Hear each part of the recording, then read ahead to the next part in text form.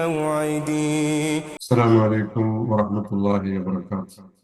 الحمد لله رب العالمين، والصلاة والسلام على رسوله الأمين وعلى آله وصحبه أجمعين. أما بعد، اتقوا الله عباد الله. ഏറെ സമാദരണീയരായ സഹോദരങ്ങളെ, സത്യവിശ്വാസികളെ, ഏകനായ പടച്ച റബ്ബിന്റെ വിധിവിലക്കുകൾ ജീവിതത്തിൽ ശ്രദ്ധിച്ച് സൂക്ഷിച്ച് അള്ളാഹുവിന് ഇഷ്ടപ്പെടുന്നവരായി ജീവിതം ക്രമീകരിക്കാൻ റബ്ബ് നമ്മെ ഓരോരുത്തരെയും അനുഗ്രഹിക്കുമാറാകട്ടെ എന്ന് ദുആ ചെയ്യുന്നു. ഈ ഒരു വിഷയത്തിൽ എല്ലാവരെയും പ്രത്യേകമായി ഉപദേശിക്കുകയും ചെയ്യുന്നു. അള്ളാഹു അനുഗ്രഹിക്കുമാറാകട്ടെ. ബഹുമാന്യരെ, നമ്മൾ കഴിഞ്ഞ ക്ലാസ്സിൽ പറഞ്ഞു നിർത്തിയത് 85-ാമത്തെ ആയത്താണ്. ഇന്ന് 86-ാമത്തെ ആയത്ത് മുതലാണ് നമുക്ക് പഠിച്ചു തുടങ്ങാനുള്ളത്. മൂസാ നബി അലൈഹിസ്സലാമയുടെ ജീവിതവുമായി ബന്ധപ്പെട്ട മറ്റൊരു ചരിത്രമാണ് ഇവിടെ പറയുന്നത്. അദ്ദേഹം തൗറാത്ത് വാങ്ങാൻ പോകുന്ന ഒരു സംഭവത്തെയാണ് ഇവിടെ സൂചിപ്പിക്കുന്നത്. ആ തൗറാത്ത് വാങ്ങാൻ പോകുന്ന ആ സമയത്ത് അവിടെ എന്താ സംഭവിച്ചതെന്ന് ചോദിച്ചാല്, സാമിരി എന്നു പേരുള്ള ഒരു മനുഷ്യൻ അവിടെ ബഹുദൈവാരാധനയിലേക്ക് ആളുകളെ കൊണ്ടുപോകുന്ന വിധത്തിലുള്ള ചില പ്രവൃത്തികളിൽ ഏർപ്പെടുകയാണ് ചെയ്യുന്നത്. ആ കാര്യമാണ് ഇനി ഉള്ള ആയത്തുകളിലൂടെ വിശദീകരിക്കുന്നത്. 85-ാമത്തെ ആയത്ത്. 85-ാമത്തെ ആയത്ത് ഒന്ന് നോക്കാം നമുക്ക്. قال فإنا قد فتنا قومك من بعدك وأضلهم السامري. قال فإنا فتنا قومك من بعدك وأضلهم السامري. قال അല്ലാഹു പറഞ്ഞു, ഫഇന്ന തീർച്ചയായും നാം, ഫത്തന്ന നാം പരീക്ഷിച്ചിരിക്കുന്നു, ഫത്തന്ന ഫിത്നത്തുൻ ഫത്തന്ന നാം പരീക്ഷിച്ചിരിക്കുന്നു, ഖൗമക താങ്കളുടെ ജനതയെ, ഖൗമക താങ്കളുടെ ജനതയെ, മിൻ ബഅദിക താങ്കൾക്ക് ശേഷം, താങ്കൾ ഇങ്ങോട്ട് പോന്നതിന് ശേഷം നാം പരീക്ഷണത്തിന് വിധേയമാക്കിയിരിക്കുന്നു. വഅദല്ലഹുമുസ്സാമിരി സാമിരി അവരെ വഴിതെറ്റിച്ച് കളഞ്ഞിരിക്കുന്നു. അതാണ് പരീക്ഷണം എന്ന് പറയുന്നത്. സാമിരി എന്ന വ്യക്തി, ബനീ ഇസ്രായേലിൽപ്പെട്ട സാമിരി എന്ന വ്യക്തി അവരെ വഴിതെറ്റിച്ച് കളഞ്ഞിരിക്കുകയാണ്. അതാണ് ഇവിടെ സംഭവിച്ചിരിക്കുന്നത്. ആ കാര്യമാണ് ഇവിടെ വിശദീകരിക്കുന്നത്. നോക്കാം ഒന്നുകൂടെ വാക്കിന്റെ അർത്ഥം. ഖാല അല്ലാഹു പറഞ്ഞു, ഫഇന്ന തീർച്ചയായും നാം, ഖദ് ഫത്തന്ന ഖദ് തീർച്ചയായും, ഫത്തന്ന നാം പരീക്ഷിച്ചിരിക്കുന്നു, ഖൗമക താങ്കളുടെ ജനതയെ, മിൻ ബഅദിക താങ്കൾ പോന്നതിന് ശേഷം, വഅദല്ലഹും അവരെ വഴി പിഴപ്പിച്ചിരിക്കുന്നു, അതല്ല വഴി പിഴപ്പിച്ചു, പിഴച്ചു അല്ല വഴി പിഴപ്പിച്ചിരിക്കുന്നു. അതിനേക്കാൾ വഴി പിഴക്കുന്നതിനേക്കാൾ ഗുരുതരമായ കുറ്റമാണ് വഴി പിഴപ്പിച്ചിരിക്കുന്നു എന്ന് പറയുന്നത്. അതാണ് സാമിരി ചെയ്തിരിക്കുന്നത്. അതാണ് ഈ കാര്യം. ആ ഒരു വിഷയമാണ് ഇവിടെ അള്ളാഹു ഇനി വിശദീകരിക്കുന്നത്. നോക്കാം നമുക്ക്. അതിന്റെ കൂടെ തന്നെ ഒരായത്തും കൂടെ നമ്മൾ അർത്ഥം മനസ്സിലാക്കുമ്പോ കൂടുതൽ വ്യക്തമാകും. അങ്ങനെ ഒരു കാര്യം അള്ളാഹു മൂസാ നബിയോട് പറയുമ്പോ, മൂസാ നബി അലൈഹിസ്സലാം ഫറജഅ മൂസാ ഇലാ ഖൗമിഹി, മൂസാ നബി അലൈഹിസ്സലാം തന്റെ ഖൗമിലേക്ക്, തന്റെ ജനങ്ങളുടെ അടുത്തേക്ക് റജഅ മടങ്ങി. അപ്പോൾ വേഗം തന്നെ ആളുകളുടെ അടുക്കിലേക്ക് മടങ്ങുകയാണ്. മൂസാ നബി അലൈഹിസ്സലാം അവിടെ വന്നത് ഒരു ഉത്തരവാദിത്തം ഏറ്റെടുത്തുകൊണ്ടാണ്. ഒരു 40 ദിവസം അവിടെ ആ തൂർ സിന മലയിൽ അവിടെ നിന്നുകൊണ്ട് അള്ളാഹുവിൽ നിന്ന് തൗറാത്ത് സ്വീകരിക്കാനുള്ള കാര്യത്തിന് വേണ്ടിയിട്ടാണ് അവിടെ എത്തിപ്പെട്ടിരിക്കുന്നത്.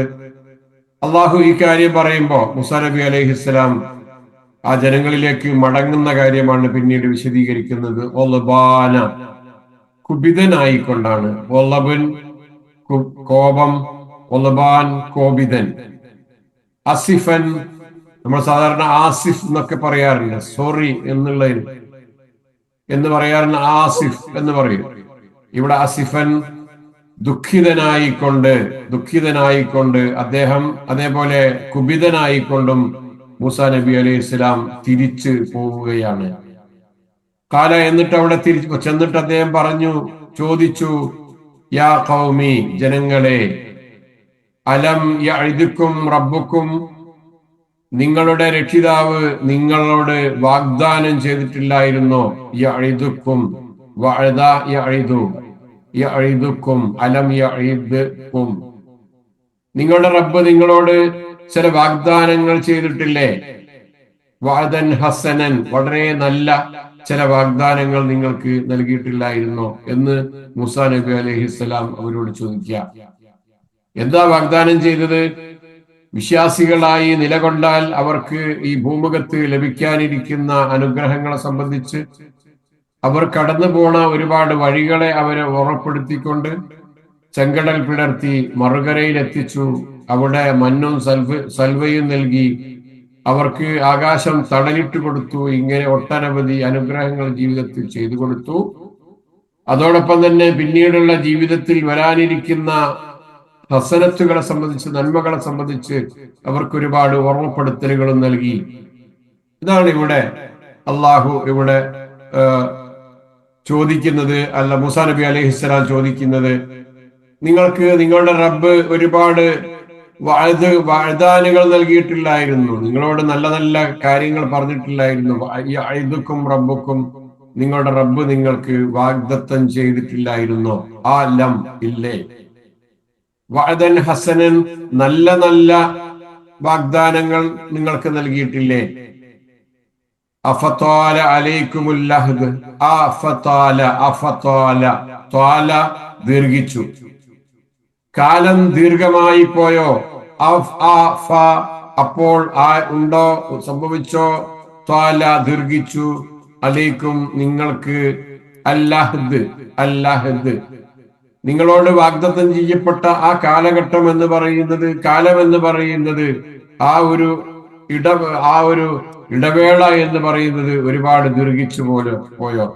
ഇവിടെ അല്ലഹദ് എന്നുള്ള വാക്കിന്റെ അർത്ഥം ആ ഒരു ഇടവേള, ആ ഒരു കാലഘട്ടം എന്നാണ്. മൂസാ നബി അലൈഹി ഇസ്ലാം പോയിട്ട് അധിക ദിവസങ്ങൾ ആയിട്ടില്ല. ഞാൻ നിങ്ങളിൽ നിന്ന് വേർപിരിഞ്ഞിട്ട് കുറെ ദിവസങ്ങൾ ആയിട്ടില്ല. അതിന്റെ ഇടയ്ക്ക് തന്നെ നിങ്ങൾ എല്ലാവരും വഴിപേച്ചു പോകുന്ന ഒരവസ്ഥയിലേക്ക് എങ്ങനെ എത്തിപ്പെട്ടു എന്നാണ് ചോദിക്കുന്നത്. അഫത്വാല അലൈക്കുമുൽ അഹദ്, ത്വാല എന്നാണ് അതിലുള്ള വാക്ക്, ദീർഘിച്ചു എന്നാണ് അതിന്റെ അർത്ഥം. ആ നന്ന ഉണ്ടോ, ആയോ എന്നൊക്കെയാണ്. ഫ എന്ന് പറഞ്ഞാൽ അപ്പോൾ എന്ന്, അലൈക്കും എന്ന് പറഞ്ഞാൽ നിങ്ങൾക്ക്, അല്ലഹദു ഇവിടെ കാലം എന്ന് പറയാം, നമ്മൾ അർത്ഥം മനസ്സിലാക്കുക. അല്ലെങ്കിൽ അറത്തും അറാദ ഉദ്ദേശിച്ചു, അറത്തും നിങ്ങൾ ഉദ്ദേശിച്ചിരിക്കുകയാണോ? അൻ യഹില്ല, ഇറങ്ങിക്കോട്ടെ എന്ന്, ഉണ്ടായിക്കോട്ടെ എന്ന്, അനുവദനീയമായിക്കോട്ടെ എന്ന്, ഞങ്ങൾക്ക് കുഴപ്പമില്ല എന്ന്. അൻ യഹില്ല അലൈക്കും ഒലബുൻ, നിങ്ങൾക്ക് അള്ളാഹുവിൽ നിന്നുള്ള കോപം, മിർ റബ്ബിക്കും, നിങ്ങളുടെ രക്ഷിതാവിൽ നിന്നുള്ള കോപം നിങ്ങൾക്കുണ്ടായിക്കോട്ടെ. ഒരിൽ മഗ്ലൂബി അലൈഹിം വലദ്ദാലിൻ, കോപിക്കപ്പെട്ട സമുദായം, അള്ളാഹുവിന്റെ കോപം നിങ്ങൾക്ക് ഉണ്ടായിക്കോട്ടെ എന്ന് തന്നെയാണോ നിങ്ങൾ ധരിച്ചിരിക്കുന്നത്? ഇങ്ങനെ പല കാരണങ്ങളുടെ പേരിലാണ് ആ ഒരു സമുദായം, ഇസ്രായേൽ സമുദായം, ബനൂ ഇസ്രായേൽ സമുദായം അള്ളാഹുവിന്റെ കോപത്തിന് വിധേയമാകുന്നത്. ധിക്കാരത്തിന്റെ വലിയ ഉദാഹരണങ്ങളായിരുന്നു അവരുടെ ജീവിതത്തിൽ കാണാൻ സാധിച്ചത്. അള്ളാഹുവിന്റെ ഒരുപാട് അനുഗ്രഹങ്ങൾ ലഭ്യമായിട്ടും അതിനോടൊക്കെ പുറംതിരിഞ്ഞു നിന്നുകൊണ്ട് കടുത്ത ധിക്കാരം കാണിച്ചുകൊണ്ട് ജീവിച്ച ഒരു സമുദായത്തിന്റെ മറ്റൊരു കഥയാണ്, മറ്റൊരു ചിത്രമാണ് ഈ ആയത്തിലൂടെ അള്ളാഹു ഇവിടെ എടുത്തു പറയുന്നത്. അതും കൊടും ധിക്കാരം.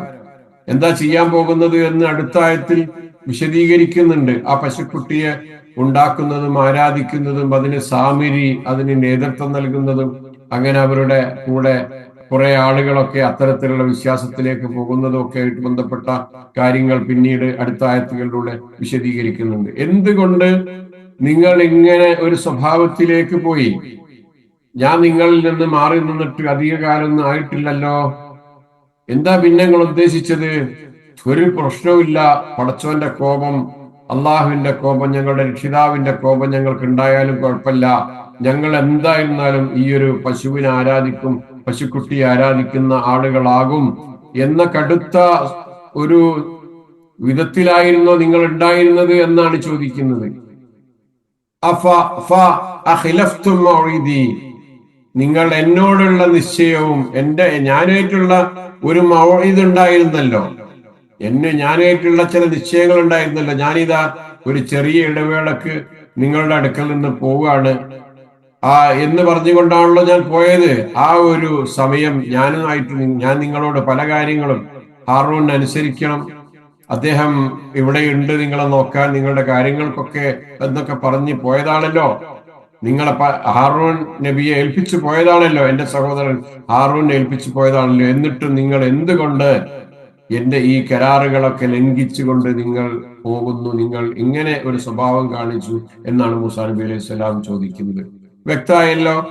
അപ്പൊ അള്ളാഹു പറഞ്ഞിട്ടാണ് അദ്ദേഹത്തിന് മനസ്സിലാകുന്നത് ജനങ്ങൾ പഴച്ചു പോകുന്നുണ്ട്, അവിടെ ഒരു മനുഷ്യൻ അവരെയൊക്കെ വഴിവേപ്പിക്കുന്നുണ്ട്, നിങ്ങൾ ഇതുവരെ അവിടെ നടത്തിയ പ്രബോധന പ്രവർത്തനങ്ങളൊക്കെ വിപരീതമായിട്ടുള്ള ചില സംഗതികളാണ് സാമിരി അവിടെ ചെയ്തുകൊണ്ടിരിക്കുന്നത് എന്നൊക്കെ അള്ളാഹു അദ്ദേഹത്തോട് പറഞ്ഞപ്പോൾ മാത്രമാണ് അള്ളാഹുവിന്റെ ഏറ്റവും ഇഷ്ടപ്പെട്ട ഒരു പ്രവാചകൻ ആ കാര്യങ്ങൾ മനസ്സിലാക്കുന്നത്. അങ്ങനെ അദ്ദേഹം അവരിലേക്ക് തിരിച്ചു ചെന്നിട്ട് ചോദിക്കുന്ന ചില ചോദ്യങ്ങളാണ്. എന്താണ്? അദ്ദേഹത്തിന് ദേഷ്യം വരുന്നുണ്ട്, അദ്ദേഹം ദുഃഖിതനാണ് വിഷയത്തിൽ. അങ്ങനെ വല്ലാത്തൊരവസ്ഥയിലാണ് അദ്ദേഹം അവരുടെ അടുക്കലേക്ക് ചെല്ലുന്നത്. എന്നിട്ട് അവരോട് ചോദിക്കുന്ന അവരുടെ എല്ലാ തരത്തിലുള്ള ന്യായീകരണങ്ങളെയും അതിന്റെ മുനയൊടിക്കുന്ന വിധത്തിലുള്ള ഒരു തരത്തിലുള്ള ന്യായീകരണവും പറയാൻ സാധ്യമല്ലാത്ത വിധത്തിലുള്ള ചില ചോദ്യങ്ങളാണ് ഇവിടെ അദ്ദേഹം അവരുടെ മുമ്പിൽ ചോദിക്കുന്നത് എന്ന് നമ്മൾ മനസ്സിലാക്കി. ശരി, ആ രണ്ടായത്തുകളിലുള്ള പ്രധാനപ്പെട്ട പദങ്ങൾ എന്തൊക്കെയായിരുന്നു എന്ന് ആലോചിച്ചു നോക്കൂ. ആദ്യത്തെ ആയത്തിൽ നമ്മൾ കണ്ടത്, 85-ാമത്തെ ആയത്തിൽ നമ്മൾ കണ്ടത് ഫത്തന്ന ഫത്തന്ന ഫത്തന്ന ഫിത്തിനത്തുൻ. ആ വാക്ക് നമ്മൾ പഠിക്കാൻ പോകുന്നു ഇൻഷാ അല്ലാഹ്. നാം പരീക്ഷിച്ചു എന്നാണ്. എന്ന് പറഞ്ഞപ്പോ തീർച്ചയായും നമ്മൾ പരീക്ഷിച്ചു. ഫത്തന്ന, നമ്മൾ തീർച്ചയായും പരീക്ഷിച്ചു. അതല്ലഹും, അതല്ല വഴി പിഴപ്പിച്ചു. അതല്ലഹും, അവരെ അവൻ വഴി പിഴപ്പിച്ചു. അതല്ലഹും, അവരെ അവൻ വഴി പിഴപ്പിച്ചു. ഓക്കെ. ഒല്ലബാന, അതികഠിനമായി കോപിച്ചവൻ എന്നാണ്. ഒല്ലബാൻ, അതികഠിനമായി കോപിച്ചവൻ. ഒല്ലബാൻ അസിഫൻ, അതീവ ദുഃഖിതനായി. അസിഫ. അഫാല, ദീർഘിച്ചുവോ. അഫാല, അപ്പോൾ ദീർഘിച്ചുവോ. ത്വാല, ദീർഘിച്ചു, നീണ്ടുപോയി. യഹില്ല, ഇറങ്ങുന്നു, വന്നെത്തുന്നു. യഹില്ല, ഇറങ്ങുന്നു, വന്നെത്തുന്നു. അപ്പൊ സാമിരി ചെയ്ത ഒരു ചതിയും മൂസാ നബി അലൈഹി ഇസ്ലാമിയുടെ കോപവും ആണ് ഈ രണ്ടായത്തുകളിലെ പ്രധാനപ്പെട്ട ഒരു വിഷയം. തന്റെ ജനത താൻ പോയ സമയത്ത് തന്നെ ആ വഴി പിഴച്ചു എന്നറിഞ്ഞപ്പോ മൂസാ നബി അലൈഹി സ്വലാക്ക് ഉണ്ടായിരുന്ന കടുത്ത കോപവും ഹൃദയവേദനയുമാണ് ഒലബാന അസിഫ എന്ന ആ രണ്ട് വാക്കുകൾ കൂടെ കൂട്ടി വായിക്കുമ്പോൾ നമുക്കുണ്ടാകുന്നത്. കോപവും ഹൃദയവേദനയുമാണ്. അദ്ദേഹത്തിനുണ്ടായിരുന്ന ആ സങ്കടം വല്ലാത്തടക്കാൻ പറ്റാത്ത ഒരു അവസ്ഥയാണ് അദ്ദേഹത്തെ സംബന്ധിച്ചിടത്തോളം ആ സമയത്ത് ഉണ്ടായത്. ആ ഒരു മാനസിക അവസ്ഥയെയാണ് ഖുർആൻ ഇവിടെ എടുത്തു പറയുന്നത്. ഇനി ആലോചിച്ച് നോക്കൂ, മൂസാ നബി അലൈഹി സ്വലാം ആ ഒരു സീന ആ പർവ്വതത്തിലേക്ക് പോരുന്ന അവസരത്തിൽ സാമിരി എന്ന് പറയുന്ന ഒരു മനുഷ്യൻ അവിടെ ഇസ്രായേലിനെ വഴിവെപ്പിച്ച ഒരു സംഭവം അടുത്ത ആയത്തിൽ പറയുന്നത് പോലെ ഒരു പശുക്കുട്ടിയെ ഉണ്ടാക്കി അങ്ങനെ അതിനെ ആരാധിക്കാൻ വേണ്ടി ജനങ്ങളെ പ്രേരിപ്പിക്കുന്ന ആ ഒരു സംഭവത്തെ സംബന്ധിച്ച് ഇവിടെ എടുത്തു പറയുമ്പോൾ 3-4 കാര്യങ്ങൾ ഇവിടെ അള്ളാഹു മൂസാ നബി അലൈഹി സ്വലാം ചോദിച്ചതായി അള്ളാഹു വിശദീകരിക്കുന്നത്. കുറച്ചു ദിവസമല്ലേ ആയിട്ടുള്ളൂ നിങ്ങളെ ഞാൻ വിട്ടുപോന്നിട്ട് എന്ന് ചോദിക്കുന്നു.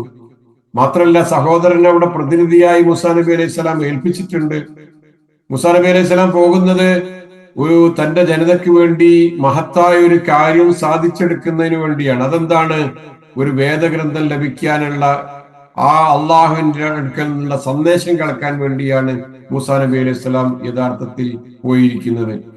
അതും പടച്ചവന്റെ കൽപ്പന പ്രകാരമാണ് മൂസാ നബി അലൈഹി സ്വലാം പോകുന്നത്. ഇങ്ങനെയൊക്കെ ആയിരുന്നിട്ടും, ഇത്തരത്തിലുള്ള എല്ലാ അനുകൂലമായ ഘടകങ്ങൾ ഉണ്ടായിട്ടും ഈ വസ്തുതകളെല്ലാം തന്നെ ആ ജനങ്ങൾക്ക് കൃത്യമായി അറിഞ്ഞിട്ടും അവർ ഇത്രയും വലിയ ഒരു വഴികേടിലേക്ക്, കുഴപ്പത്തിലേക്ക് പോകുന്നൊരവസ്ഥയാണ് ഉണ്ടായത്. ആ ഒരു കാര്യത്തെ സംബന്ധിച്ചാണ് ഖുർആൻ പറഞ്ഞത് ഫത്തന്ന. ഫിത്തിന എന്ന വാക്കിന്റെ അർത്ഥം പരീക്ഷണം എന്നാണ്. അൽ ഇഖ്തിബാർ എന്നാണ് ഫിത്തിന എന്ന വാക്കിന്റെ അർത്ഥം. ഫിത്തിന എന്നത്, അല്ലെങ്കിൽ അൽ ഇഖ്തിബാർ എന്ന് പറയുന്നത് സ്വയം ഒരു നല്ലതോ ചീത്തയോ എന്ന് പറയാൻ പറ്റാവുന്ന ഒരു സംഗതിയല്ല.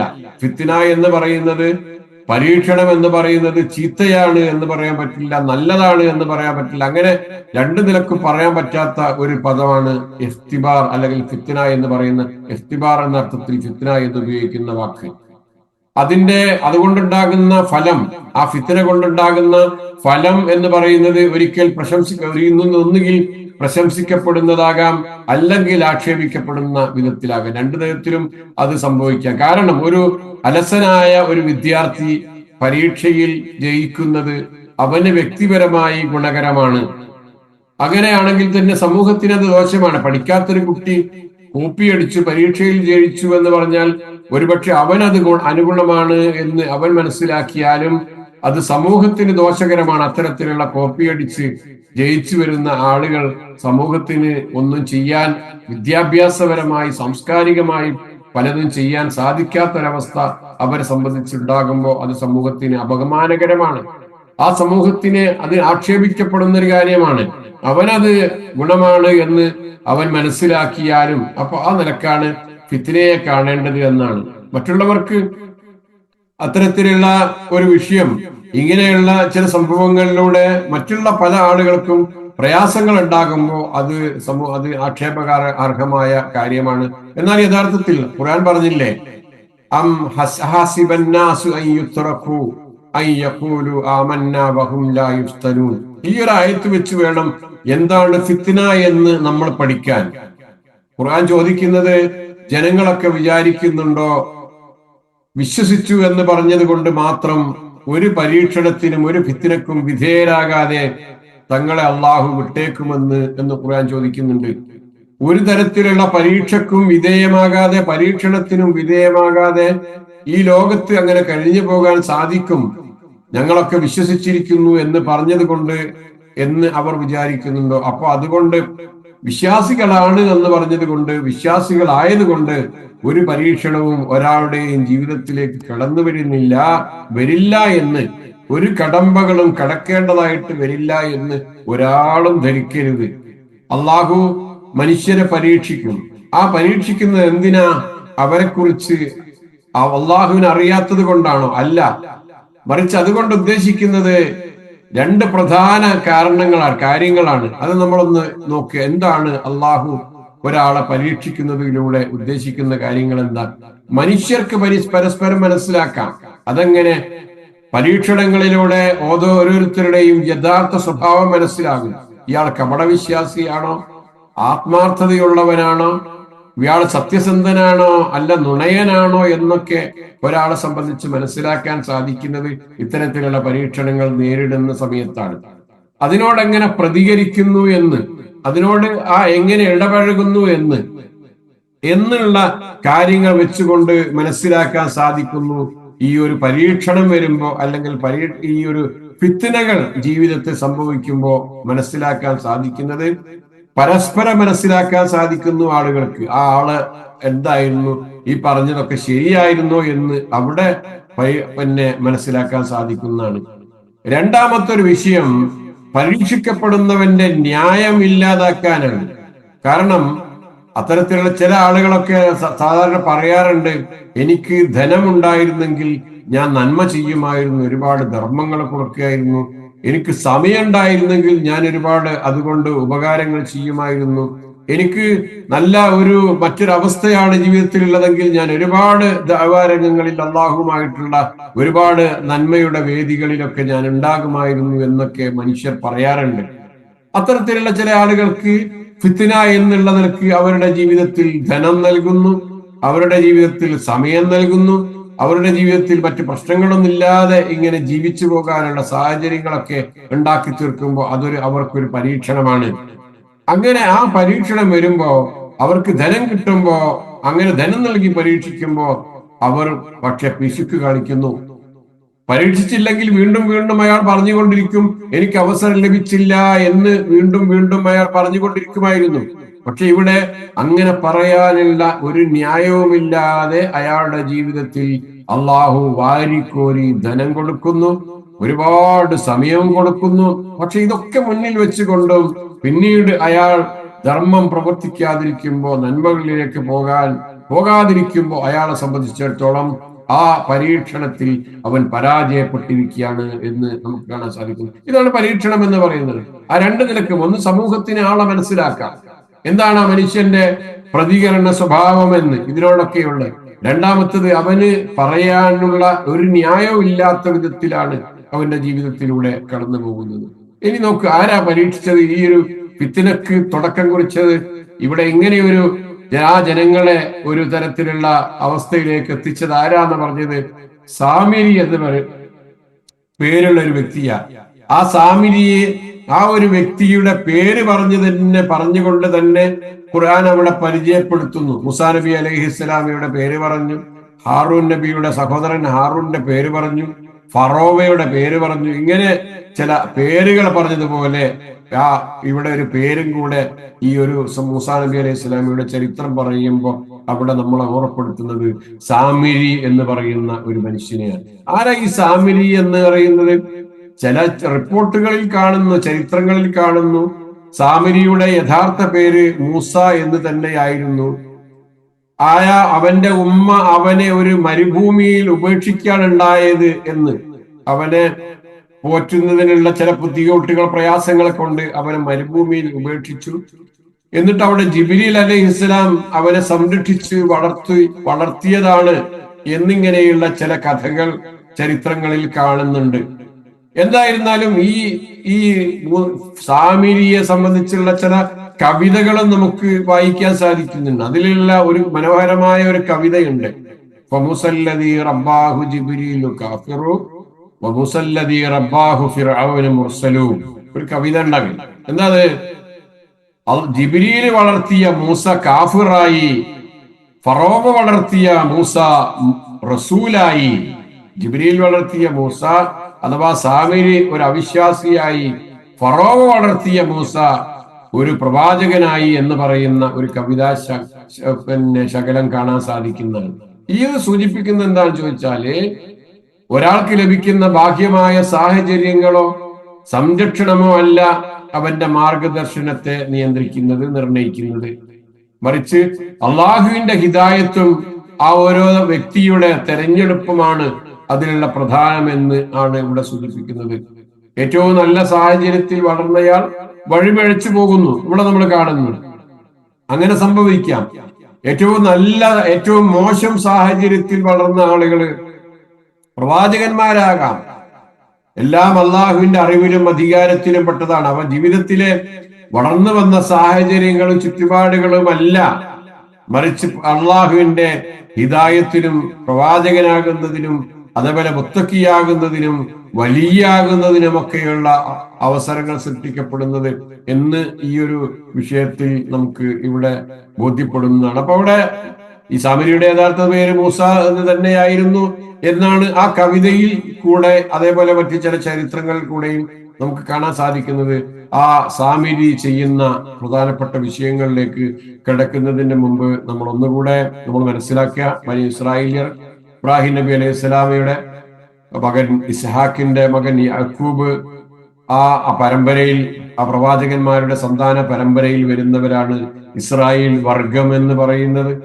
അവർ ഈജിപ്തിൽ അവിടെ താമസിക്കുന്ന സമയത്ത് വിഗ്രഹാരാധനയും പശുപൂജയും ഒക്കെ അവർ പഠിച്ചിട്ടുണ്ട്. അവർക്ക് മനസ്സിലാക്കിയ ചില സംഗതികളാണ്. ദീർഘകാലം അങ്ങനെ പലതരത്തിലൂടെ അവിടെയുള്ള ബിംബാരാധകരുടെ കൂടെ ജീവിച്ച് ഇത്തരത്തിലുള്ള ചില സ്വഭാവങ്ങൾ അവരിൽ ഉണ്ടായിരുന്നു. ഈജിപ്തിൽ നിന്ന് രക്ഷപ്പെട്ട് പോരുന്ന വഴിക്ക് തന്നെ ഉണ്ടായ ചില സംഭവങ്ങളുണ്ട്. ബിംബങ്ങളെ വെച്ച് പൂജിച്ചു വരുന്ന ഒരു ജനതയെ കാണുമ്പോ അവർ മൂസാ നബി അലൈഹിസ്സലാമയോട് പറയുന്നുണ്ട്. എന്താ പറഞ്ഞത്? ഞങ്ങൾക്കും വേണം ഇതേപോലെയുള്ള കാണപ്പെടുന്ന ചില ദൈവങ്ങളെ ആരാധിക്കാൻ. ഖുർആൻ സൂറത്തുൽ ആറാഫിൽ അല്ലെ പറയുന്നത് പോലെ ഖാലു യാ മൂസ ഇജ്അൽ ലനാ ഇലാഹൻ കമാ ലഹും ആലിഹ ഖാല ഇന്നകും ഖൗമുൻ തജ്ഹലൂൻ ഇന്ന ഹഉലാഇ മുതബ്ബറും മാ ഹും ഫീഹി വബാതിലും മാ കാനൂ യഅമലൂൻ.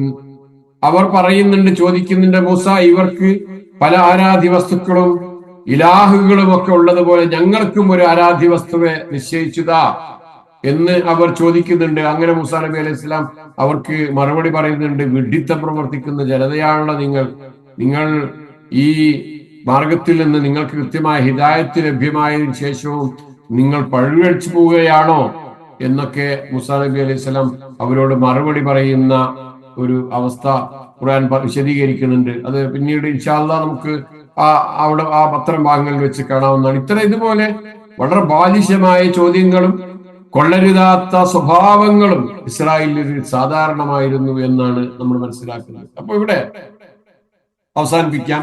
അടുത്ത ആയത്തിന്റെ വിശദീകരണത്തിലേക്ക് അടുത്ത ദിവസം പോകാൻ ഇൻഷാ അല്ലാഹ് നമ്മൾ ഓതി ആ ആയത്തിന്റെ അർത്ഥം പറഞ്ഞു കഴിഞ്ഞ് ഇനി അതിന്റെ ചെറിയൊരു വിശദീകരണങ്ങളെ ആവശ്യമുള്ളൂ. മൂസാ നബി അലൈഹി സ്വലാം മടങ്ങി വരുന്നത് വരെ കാത്തിരിക്കാനുള്ള ഒരു ക്ഷമ പോലും ഇല്ലാത്ത ഒരു വിഭാഗം. എന്നിട്ട് അദ്ദേഹത്തിന്റെ ഉപദേശങ്ങളും ഹാറൂൻ നബി അലൈഹി സ്വലാമയുടെ താക്കീതുകളും ഒക്കെ ചെവി കൊള്ളാനുള്ള അതിനുള്ള ഒരു മനസ്ഥിതി കാണിക്കാത്ത ഒരു വിഭാഗം. അതായിരുന്നു ഇവരുടെ അവസ്ഥ എന്നത്.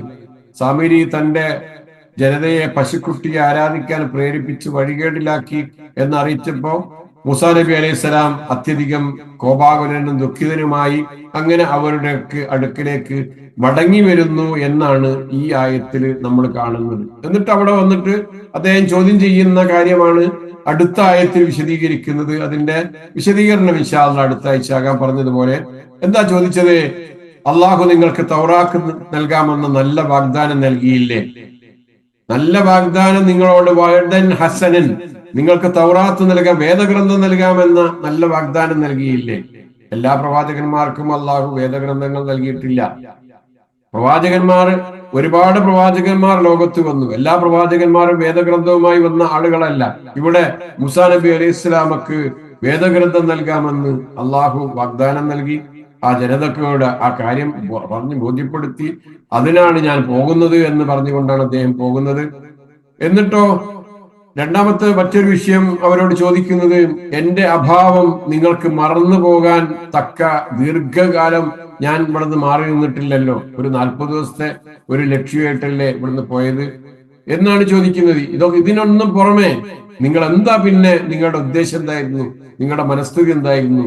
അള്ളാഹുവിന്റെ കോപം ഞങ്ങളുടെ മേൽ ഉണ്ടാകുന്നത് കൊണ്ട് ഒരു കുഴപ്പമില്ല എന്നുള്ള നിലക്ക് മനഃപൂർവ്വം ഉള്ള കൽപ്പിച്ചു കൂട്ടി നിങ്ങളെങ്ങനെ ചെയ്യുകയായിരുന്നു എന്ന് കൂടിയാണ് മൂസാ നബി അലൈഹി സ്വലാം അവിടെ ചോദിക്കുന്നത്. അതിന്റെ ബാക്കി ഭാഗം ആവശ്യമാണെങ്കിൽ ഇൻഷാ അല്ലാഹ് അടുത്ത ആഴ്ച നമുക്ക് പിന്നെ വിശദീകരിക്കാം. നിങ്ങൾക്ക് വായിക്കാനേ ഉള്ളൂ. നോട്ട്സിൽ നോക്കിയാല് ആ ആയത്തിന്റെ ബാക്കി വിഷയങ്ങൾ നിങ്ങൾക്ക് ബോധ്യപ്പെടാനേ ഉള്ളൂ. ഏതായാലും ഇവിടെ അവസാനിപ്പിക്കുകയാണ്. ഞാൻ ആ നോട്ട്സ് ഷെയർ ചെയ്യുമ്പോൾ അതൊന്ന് വായിച്ചു നോക്കിയാല് അതിലുള്ള ബാക്കി ആ 2-3 ചോദ്യങ്ങളുമായി ബന്ധപ്പെട്ടുകൊണ്ടുള്ള വിശദീകരണങ്ങൾ അവിടെ നമുക്ക് കൂടുതൽ മനസ്സിലാക്കാൻ സാധിക്കും. അള്ളാഹു അനുഗ്രഹിക്കുമാറാകട്ടെ. നമ്മുടെ ലോകത്ത് ഇന്ന് സംഭവിച്ചുകൊണ്ടിരിക്കുന്ന സംഭവ വികാസങ്ങൾ എല്ലാരെയും പേടിപ്പെടുത്തുന്നത് തന്നെയാണ്. പക്ഷെ അത് ലോകക്രമത്തിൽ അങ്ങനെ സംഭവിച്ചുകൊണ്ടിരിക്കുന്ന കാര്യങ്ങളാണ്. പടച്ചവനുണ്ട് എല്ലാം കേൾക്കാൻ, അറിയാൻ. അവന്റെ മുമ്പിലാണ് നമ്മുടെ കൈകൾ നമ്മൾ ഉയർത്തുന്നത്, പ്രാർത്ഥിച്ചുകൊണ്ടിരിക്കുന്നത്.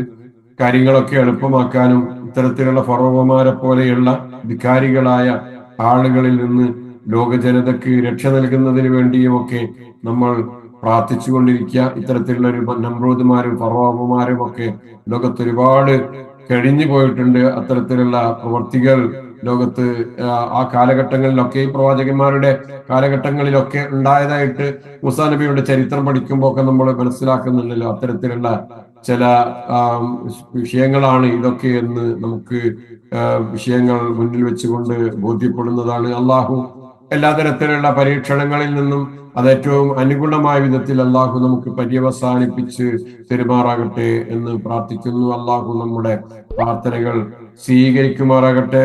റബ്ബ് പ്രത്യേകിച്ച് നമ്മുടെ സഹോദരി സഹോദരങ്ങളൊക്കെ ജീവിച്ചുകൊണ്ടിരിക്കുന്ന ഗൾഫ് മേഖലകളിലും അതേപോലെയുള്ള മറ്റു നാടുകളിലും ഒക്കെ പ്രയാസം അനുഭവിക്കുന്ന എല്ലാവർക്കും അള്ളാഹു അവരുടെ പ്രയാസങ്ങൾ ലഘൂകരിച്ചു കൊടുക്കുമാറാകവരുടെ അവരുടെ കുടുംബത്തിലേക്ക് സന്തോഷത്തോടുകൂടി തിരിച്ചു പോകാനും അവർ ഉദ്ദേശിക്കുന്ന ജോലികളിൽ സമാധാനപൂർവ്വം ഏർപ്പെടാനും അവരുടെ ജീവിതത്തിന്റെ മഹീഷത്തിന് വേണ്ടി പാടുപെട്ടുകൊണ്ടിരിക്കുന്ന എല്ലാ തരത്തിലുള്ള ആളുകൾക്കും അള്ളാഹു അനുഗ്രഹവും ബർക്കത്തും റഹ്മത്തും അത് നന്മയോടുകൂടി മുന്നോട്ട് കൊണ്ടുപോകാനുള്ള തൗഫീഖും നൽകുമാറാകട്ടെ. നമ്മൾ പ്രാർത്ഥിക്കണം. നമ്മുടെ രാത്രി കാലങ്ങളിലുള്ള പ്രാർത്ഥനകളിൽ പടച്ചവൻ നമുക്ക് ചിലപ്പോ നമ്മുടെ ജീവിതത്തിൽ നൽകുന്ന പ്രധാനപ്പെട്ട ചില പ്രത്യേകമായ ചില സമയങ്ങൾ ഉണ്ടാകും. നമ്മുടെ മനസ്സുകൾ അള്ളാഹുവുമായി കൂടുതൽ അടുക്കുന്ന സന്ദർഭങ്ങളിലൂടെയൊക്കെ കടന്നു പോകുമ്പോൾ അവിടെ പറയാൻ മറക്കരുത് ഇത്തരത്തിലുള്ള കാര്യങ്ങളെന്ന് പ്രത്യേകം എല്ലാവർക്കും വേണ്ടി ഓർമ്മപ്പെടുത്തുകയാണ്. അള്ളാഹു നമ്മുടെ പ്രാർത്ഥനകൾ സ്വീകരിക്കുമാറാകട്ടെ.